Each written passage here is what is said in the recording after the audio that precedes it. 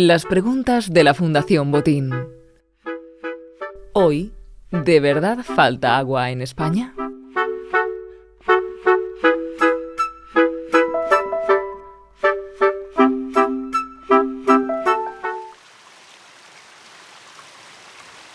Agua.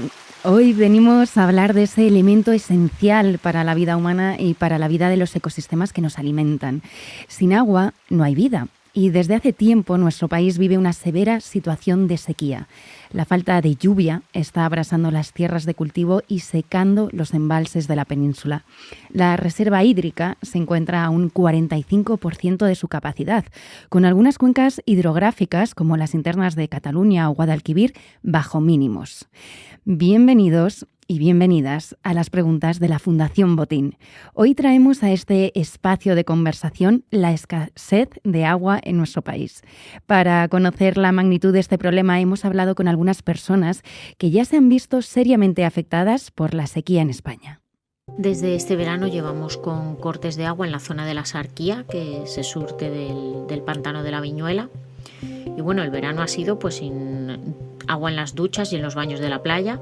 Las comunidades o particulares, si tenían piscinas y querían rellenar de agua, ha tenido que ser a base de comprar cubas de agua. Lo que más estamos sufriendo pues son los cortes generales de agua por la noche, que empezaron a principio de verano. Unos días te cortan el agua a las 10 de la noche, otro a las 11, otro a las 9 y no vuelve pues hasta las 9:30, 10 de la mañana.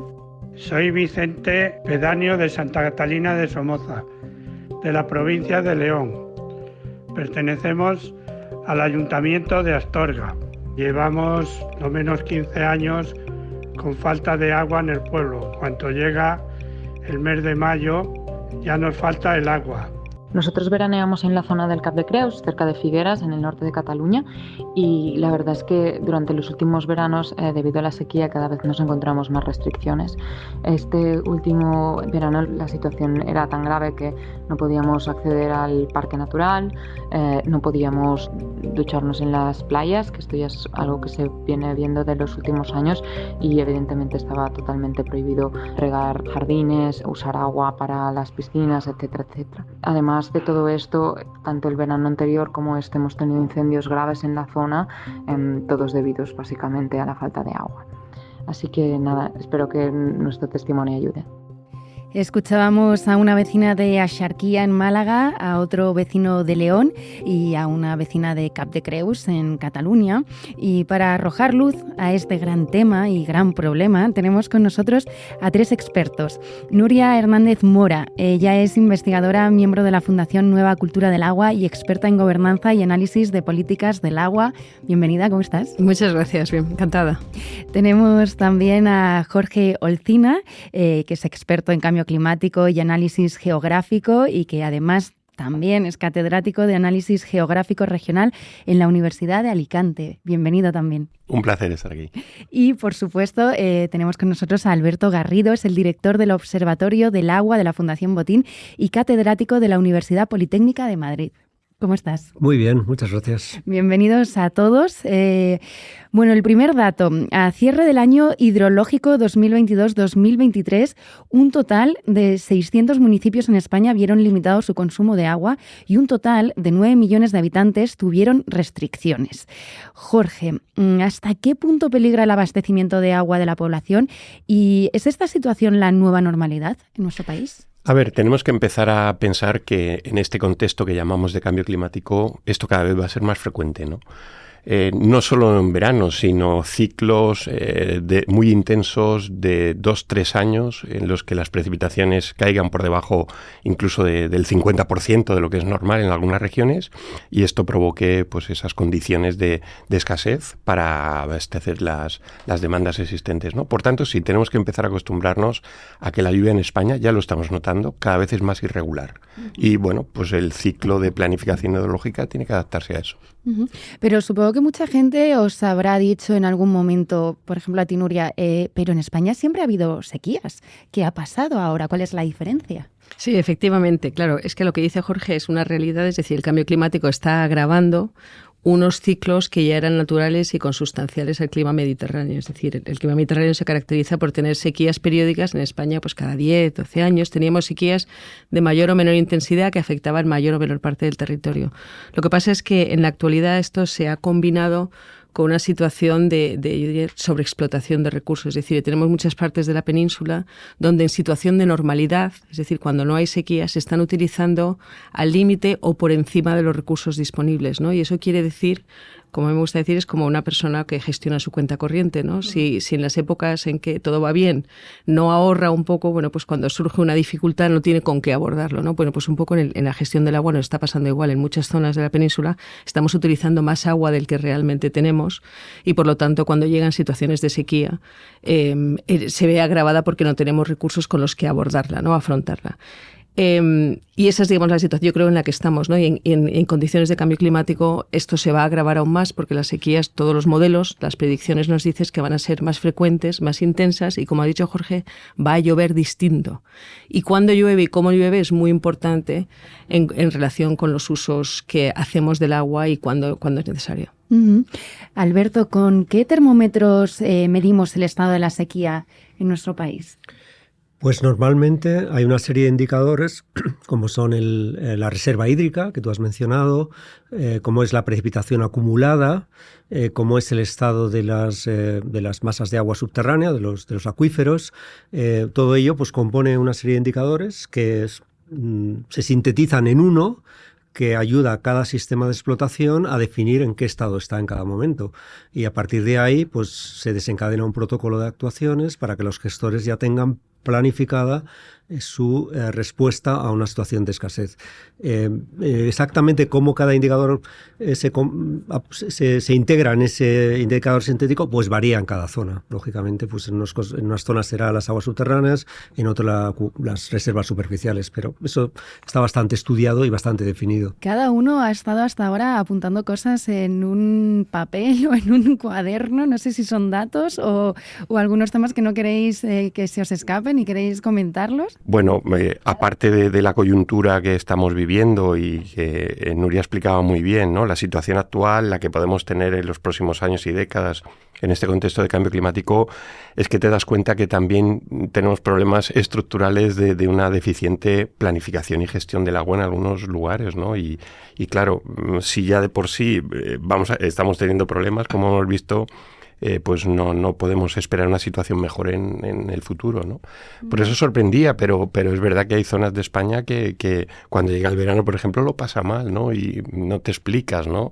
En situaciones de normalidad de lluvia, incluso, o en años de abundancia. Sí, sí. Claro, yo estaba pensando, notaba cuando tú decías, ¿no? Si nos estamos quedando sin agua, tenemos que tener problemas de abastecimiento, ¿no? Y había una cosa que yo creo que cometemos, que es un error en general que hacemos todos, ¿no? Que es hablar siempre en medias, ¿no? En la situación, como generalizar. Y yo creo que hay que contextualizar, ¿no? Y de nuevo, con estas 3 entrevistas estaba muy claro. Primero, yo creo que tenemos que tener claro que en España, como media, únicamente el 12% de todos los recursos hídricos que utilizamos, entre el 10-12%, se utilizan para abastecimiento. ¿Vale? Abastecimiento, o sea, para el agua de boca y también para los usos comerciales e industriales que están vinculados a las redes de distribución urbana. Entre el 70 y el 80% se utiliza para regadío y luego alrededor del 7%, 5-7% se utiliza para usos industriales, ¿no? Entonces, realmente el abastecimiento debería estar garantizado siempre, excepto en situaciones evidentemente de sequía extrema, ¿no? Pero incluso en esos casos, por ejemplo, ahora la sequía en la que estamos en el Guadalquivir, por ejemplo, está siendo más larga que la de los años 90 y en los años 90 en Sevilla ya estaban con restricciones de horas, ¿no? En la ciudad. Ahora no, porque la gestión ha mejorado, porque, como ha indicado Alberto, existen planes de gestión de riesgo por sequía que hacen que podamos afrontar mejor, ¿no? estas situaciones, ¿no? Pero aún así, bueno, puede producirse. Lo que pasa es que, claro, algunos de los ejemplos, ¿no? Pues que nos has mencionado, bueno, pues el tema de Astorga, ¿no? Este pueblo de Astorga que todos los años, desde hace 15 años, ¿no? Es una población que se abastecía de aguas subterráneas, de pozos. Y está pasando, por ejemplo, la vulnerabilidad a la sequía en los abastecimientos es mucho mayor en el ámbito rural que en el ámbito urbano. Las grandes ciudades generalmente el tema lo tienen bastante bien resuelto, ¿no? Son los pequeños municipios que dependen de fuentes de aguas subterráneas que han sido afectadas, pequeños acuíferos que han sido afectados por estas situaciones de cambio climático, de disminución de la recarga, pero también en muchos casos pérdida del recurso por contaminación de las fuentes de abastecimiento y que están perdiendo estas fuentes de abastecimiento tradicionales por contaminación. O sea, tenemos quizá menos agua y además no estamos cuidando la que tenemos, ¿no? Entonces son dos problemas. Entonces yo creo que en eso siempre hay que, caso a caso, hay que entender bien cuál es la problemática para poder abordarla adecuadamente, ¿no? ¿Cuál es la diferencia entre escasez y sequía? Claramente, la escasez es una cuestión estructural donde comparamos los usos con las disponibilidades y cuando los usos sobrepasan o se acercan a las disponibilidades, lógicamente pues no encontramos en una situación de escasez, que es la que Nuria mencionaba, el caso de Astorga. Porque si 20 años no tiene agua, está claro que ahí hay una sobreexplotación.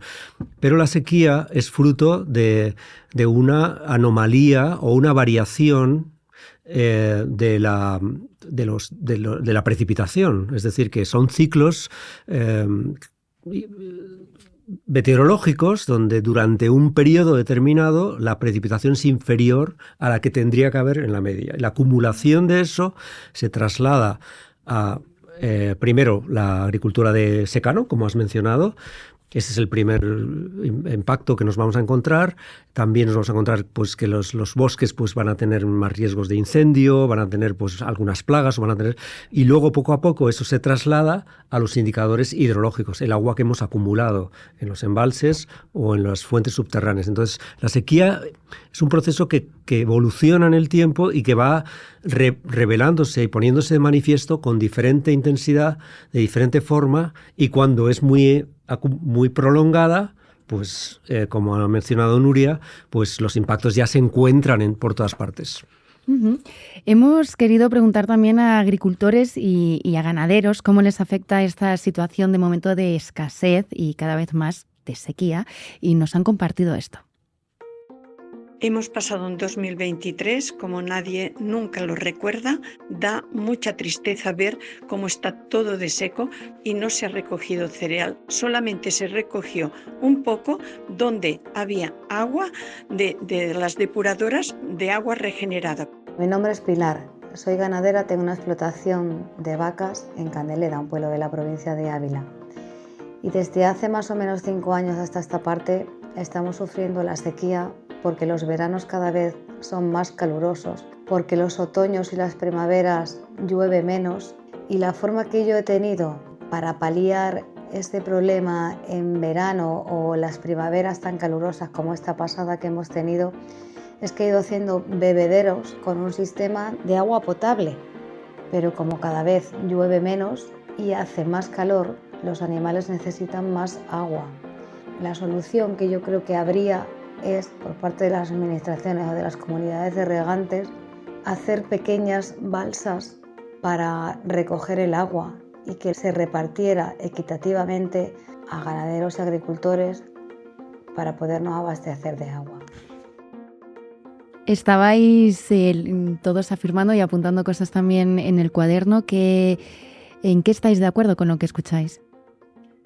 Bueno, me parece que ha sido muy... Claro, la gente que está en el campo son los que realmente lo viven en primera persona, por lo cual tiene muy claro la problemática, ¿no? Ha hablado de los regadíos con aguas regeneradas, ¿no? Que es el gran impulso que se está dando ahora desde la Administración Pública, incluso desde la Unión Europea, ¿no? Con un reglamento de utilización de aguas regeneradas para usos para usos agrarios, perdón. El problema con las aguas regeneradas, y eso es un tema que desde la Fundación Nueva Cultura del Agua venimos señalando hace tiempo, es que no es un recurso nuevo, excepto en las zonas costeras, donde las aguas regeneradas se vierten al mar. En todas las zonas de interior, las aguas residuales de las ciudades y de los pueblos se utilizan aguas abajo por otros usuarios. Es decir, España es donde el uso es tan intenso que estas aguas se utilizan una y otra vez. Entonces, si tú esas aguas las sacas del sistema y las aplicas en determinadas zonas, ya no están disponibles aguas abajo para caudales ecológicos, pero tampoco para otros usos, para los otros abastecimientos, ¿no? Entonces, ahí tenemos que tener mucho cuidado de cómo hacemos los cálculos, porque esto no es un nuevo recurso, es un recurso que ya se está reutilizando naturalmente en todo el sistema de uso y reuso de los usos normales, ¿no? Alberto, tú que eres experto en agricultura y el 80% del uso del agua en nuestro país se usa para regar. Si no hay agua para todo ni para todos, ¿son los regantes quienes tienen que hacer un mayor esfuerzo?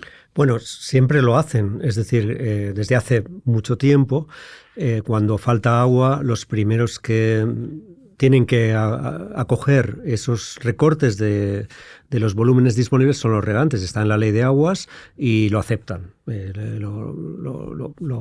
Lo aplican normalmente y reconocen que la ley establece unas prioridades. Por lo tanto, los regantes son los primeros que van a sufrir los cortes de agua y normalmente lo tienen previsto porque además los regantes, cuando saben que no va a haber agua, pues siembran menos cultivos de regadío, es decir, se evitan la siembra. Los que tienen frutales, pues primero es tratar de proteger la cosecha. Si no van a proteger la cosecha, van a tratar de proteger el árbol, que no se pierda el árbol. Y normalmente, al final, pues rara vez en España pues se puede decir que una sequía provoque la muerte de los árboles. No digo que no ocurra, pero no es lo normal. Estaba mencionando a la señora, yo quería dar un dato aquí muy interesante con respecto a la producción de secano, que es muy indicativa, porque la cosecha de los cereales en España es un indicador de sequía. Y este año, que ha sido esta campaña que ha terminado en octubre, va a ser una campaña de 8 o 10 millones de toneladas de grano, cuando en un año muy fuerte y muy bueno podemos tener hasta 26 millones de toneladas. O sea que eso nos da una idea de qué cosecha vamos a tener de secano, que es una cosecha normal a lo mejor en los años 50 en España. O sea que estamos teniendo una cosecha bajísima frente a un potencial enorme, pero esa es la historia de nuestra agricultura también. O sea, que los agricultores de secano saben que hay años. Esta señora decía que nunca lo había conocido, pero si vas a una persona más mayor, sí te dirá que ha conocido años como este. Me surgen tres ideas, ¿no?, de estas entrevistas que hemos escuchado. En primer lugar, Nuria comentaba el gasto de agua agrario, ¿no? Entre un 70 y un 80, es verdad. Claro, realmente no sabemos lo que consume la agricultura, porque salvo en algunas parcelas que se han modernizado y tienen contadores, la falta de contadores para saber realmente el gasto, ¿no?, en metros cúbicos reales en un campo agrario no la tenemos en España, ¿no? Hacemos estimaciones en función de lo que los cultivos demandan y demás. Bueno, más o menos la planificación del agua en España siempre ha ido por ahí, ¿no? Y jugamos con esas cartas, pero es verdad que deberíamos hacer un esfuerzo y yo creo que el gobierno, pues aplicando los planes estos del PERTE, de modernización y de transición, bueno, se ha fijado también en la agricultura y parece que por ahí van a ir inversiones en los próximos años, ¿no? Para que tengamos una contabilidad real, ¿no? La segunda idea, yo creo que debemos apostar cada vez más por una planificación del agua en nuestro país que dependa menos de la lluvia, ¿no? Decir esto a lo mejor puede parecer muy, muy fuerte, ¿no? Pero ante la irregularidad que están manifestando las precipitaciones ya en las 2 últimas décadas, ¿no? Y estas secuencias de sequía que están siendo muy intensas, bueno, pues hay que empezar a planificar. Sabemos que la lluvia es un elemento fundamental y las reservas que podamos acumular en embalses o en acuíferos, pero depender en la medida de lo posible cada vez menos de la lluvia, ¿no? Y la tercera idea es que yo creo, y lo comentaba la entrevista del uso del agua regenerada, del agua depurada, la ciudad se va a convertir o tiene que convertirse en un foco productor de agua, ¿no? Porque la ciudad es un elemento de gasto continuo y la ley de agua señala que es el primer uso a través luego de la técnica, de la buena depuración y demás, que aquí también habrá que hacer una muy buena inversión en los próximos años para mejorar nuestras plantas de depuración, elevar la calidad de las aguas. Pero bueno, en situaciones de sequía intensas, si tú puedes dotar en los campos circundantes de las grandes ciudades con agua residual bien depurada, bueno, pues ahí tienes un foco, digamos, de evitar presión sobre los recursos superficiales o subterráneos, ¿no? Y por ahí pueden ir algunas líneas del consumo futuro, del gasto agrario en nuestro país, ¿no? I'm singing in the rain, just singing in the rain. Con esta música queremos invocar a la lluvia y llegamos al segundo bloque en el que vamos a abordar el tema de las soluciones, aunque Jorge ya nos acabas de dar un buen abanico de ellas. Alberto, ¿gestionamos bien en España nuestro agua? Bueno, yo creo que tenemos que decir que sí, se gestiona bien, que somos un país que podemos acreditar mucha experiencia, buenas prácticas. ¿Qué podemos esperar para los próximos 20, 40 años? A mí me gustaría añadir un dato que todo el mundo puede entender. Las cuencas españolas pierden cada año en aportes un 0,5% de media. Algunas un 0,7%, otras un 0,2% al año. No llega a un punto porcentual. Pero si decimos que son 10 años, 0,7% es un 7%. Y si son 20 años, más o menos proyectas ese cambio y ya tienes un 20%. Por lo tanto, eso en parte contesta la pregunta. Y no es una proyección, es una realidad de las 4 décadas anteriores, es decir, de las que se conocen los datos. Por lo tanto, pues vamos a contar con mucha menos agua. La gran asignatura pendiente es la calidad del agua, es decir, tenemos un problema muy serio de contaminación de fuentes subterráneas por contaminación difusa de origen agrario. Tenemos un problema muy serio, y estamos sancionados por la Unión Europea por ello, de contaminación por nitratos que inhabilitan esas fuentes para abastecimiento y para muchos otros usos. Tenemos un problema muy serio de falta de depuración de aguas residuales urbanas. Hemos avanzado, pero todavía tenemos, por lo cual tenemos muchos ríos, cuyas la calidad del agua lo inhabilita para muchos usos y además deteriora su funcionamiento, ¿no? Tenemos un problema muy serio de alteración de la hidromorfología, que es la forma y el fluir natural del agua a lo largo de los ríos. Si pensamos en el cuerpo humano, ¿no? Pues el fluir de la sangre, ¿no? El colesterol. El colesterol. Pues exactamente igual. O sea, para que un río funcione como río y nos proporcione los servicios que nos proporciona, ¿no? Tú necesitas que fluya ese agua con los sedimentos, con las cosas. Bueno, pues no todo la agricultura es igual, no todo el regadío es igual. Hay determinados qué tipo de agricultura queremos, qué tipo de mundo rural queremos, qué tipo de agricultor, qué es lo que queremos fomentar. Y esto es un debate que tenemos que empezar a abrir con las organizaciones agrarias. Hay ejemplos en España, ¿no? Como la Mesa Social del Agua en Andalucía, que están abriendo estos debates, ¿no? Que están diciendo, bueno, ¿cómo lo repartimos? Donde están sentados movimientos ambientales, universidades, organizaciones agrarias para abrir, es decir, ¿cómo hacemos esta reconversión de manera que sea equitativa y lo menos dolorosa posible, ¿no? Hay otros actores que también tenemos algo que hacer en todo esto, que seríamos los ciudadanos, si nos alejamos del mundo rural y llegamos a las ciudades. ¿Qué maneras tenemos de mejorar la situación? La verdad es que hay muchas cosas que podemos hacer. Las voy a enumerar porque son muy fáciles y las podemos aplicar todos. Así memorizamos. Sí. Primero, duchas cortas. Claro. Estamos tirando el agua potable si nos duchamos más tiempo del necesario. No tirar la comida. Porque hace falta muchísima agua para producir esa comida. Por lo tanto, nunca tirar la comida. Sí. 3. Poner solo las lavadoras que sean necesarias y lavar menos la ropa. Podemos estirar un día más un juego de sábanas y eso multiplicado por muchos y por muchos días ahorramos. Poner lavavajillas solo cuando esté lleno. Por supuesto. Limpiar una sartén con un papel de cocina primero. Y con eso, cuando la freguemos, vamos a gastar muchísima menos agua también. Y, por supuesto, el papel a la basura, no al váter. Regar las plantas con agua de ducha. Si podemos acumular, cuando nos tarda un poquito en salir fría, podemos acumular esa, es también fantástico. Las cisternas de los baños no tienen que gotear. Si gotea una cisterna, hay que arreglarla y tener el doble pulsador. Los jardines, las plantas que tenemos en casa, en las terrazas, adaptarlas a nuestro clima. También España tiene un clima muy variado, pues elijamos las plantas que están más adaptadas. Arreglar los grifos que gotea y, por último, nunca tirar toallitas a la cisterna del váter. Eso es un desastre y es necesario. 10 cosas. 10 claves. Habéis comentado ya en varias ocasiones el tema de la calidad del agua, así que para abordar esto hemos hablado con Lucia De Stefano, que es experta en calidad de las aguas y trabaja en el Observatorio del Agua de la Fundación Botín. Vamos a escucharla. El 46% de las masas de agua de tipo río están en mal estado, según cifras oficiales. Y también el 44% de las masas de agua subterráneas en España están en mal estado. Son cifras que indican que cerca de la mitad de las masas de agua de las cuales extraemos agua para nuestras necesidades tienen problemas, sea de cantidad o sea de calidad. Si pensamos en la calidad del agua que circula en los ríos y que hay en los acuíferos, es decir, el agua subterránea, hay varias fuentes de contaminación. Primero, el agua que nosotros utilizamos en las casas, que contiene todos nuestros desechos, contiene todo lo que tiramos al inodoro. Normalmente va a una depuradora que trata de quitar la mayoría de esos productos y de esas sustancias, pero no consigue quitar todo. Y además en ese proceso se gasta energía y se gastan productos químicos que hacen falta para tratar el agua.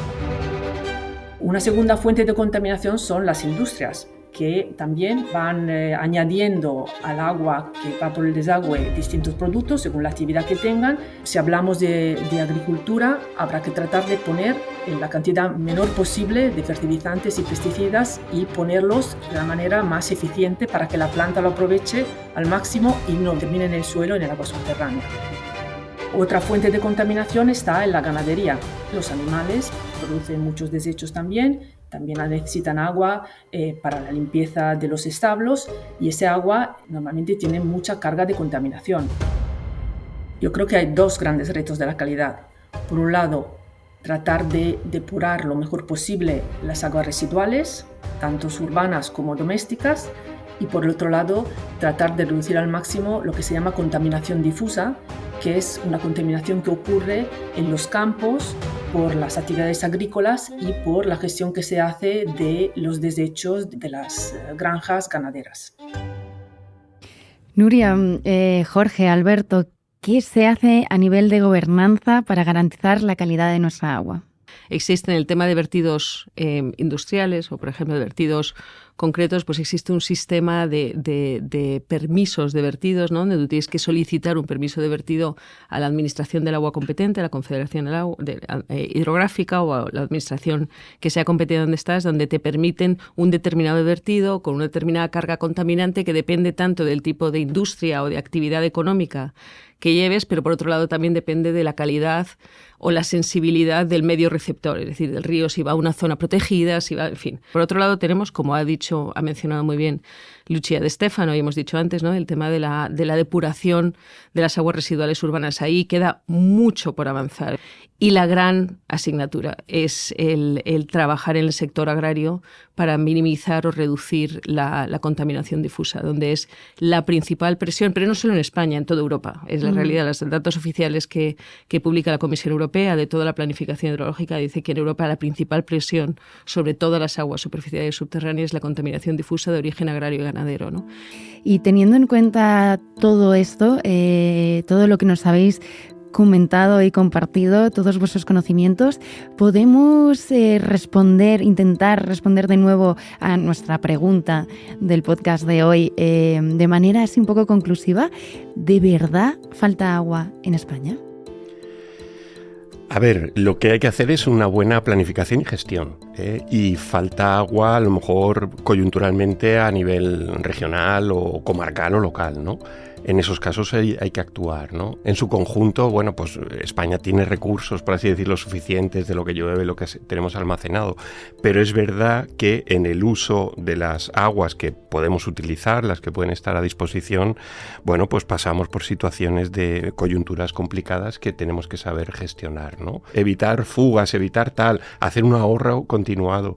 Y luego en aquellos territorios donde pueda faltar agua, estoy pensando en algunas zonas de Canarias, en el sureste peninsular, bueno, pues ahí hay recursos que se pueden utilizar, especialmente pues los no convencionales, incorporar las aguas pluviales, sobre todo las depuradas, y luego la directiva del año 91 de depuración, que hay que mejorar porque hay que invertir en mejorar el estado de la depuración.